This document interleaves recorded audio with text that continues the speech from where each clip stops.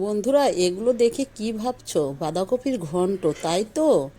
না না, একেবারেই নয়। এই পদ্ধতিটা দিয়েই তোমাদের সুন্দর একটা রেসিপি তৈরি করে দেখাবো। তার জন্য আমি কিছু ডাল আগে থেকেই ভিজিয়ে রেখেছিলাম। এটাকে মিক্সচারে তুলে আর ওই কোচানো বাঁধাকপিগুলো ও কাঁচা লঙ্কা দিয়ে ভালো করে পেস্ট করে নেব। এবার কড়াইয়ে হালকা তেল দিয়ে এই পেস্টটাকে দিয়ে পরিমাণ মতো লবণ হলুদ দিয়ে ভালোভাবে ফুটিয়ে নেড়ে চেড়ে একটা থালায় নামিয়ে ছড়িয়ে নেব।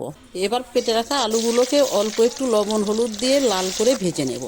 এদিকে থালায় পেতে রাখা ডাল ও বাঁধাকপির পেস্টটাকে বরফি আকারে কেটে নিয়েছি। এবার লাল করে ভেজে নেব। ওই তেলেই কিছু জিরে ফোড়ন দিয়ে আদা জিরে কাঁচা লঙ্কা ও ধনে পেস্ট দিয়ে মটরশুঁটি ও ভেজে রাখা আলুগুলো দিয়ে পরিমাণ মতো লবণ হলুদ ও একটু লঙ্কার গুঁড়ো দিয়ে দেবো। এবার মশলাটাকে বেশ ভালোভাবে কষিয়ে নেব যতক্ষণ আলুগুলো নরম না হবে। মশলাটা বেশ ভালোভাবে কষানো হয়ে আলুগুলো বেশ নরম হয়ে এসছে। এবার পরিমাণ মতো জল দিয়ে দেব। ঝোলটা হালকাভাবে ফুটে আসলে কেটে রাখা ধোকাগুলো দিয়ে দেব। এবার অল্প একটু ফুটিয়ে নামানোর আগে ঘি গরম মশলা দিয়ে নামিয়ে নিলেই রেডি বাঁধাকপির ধোকা।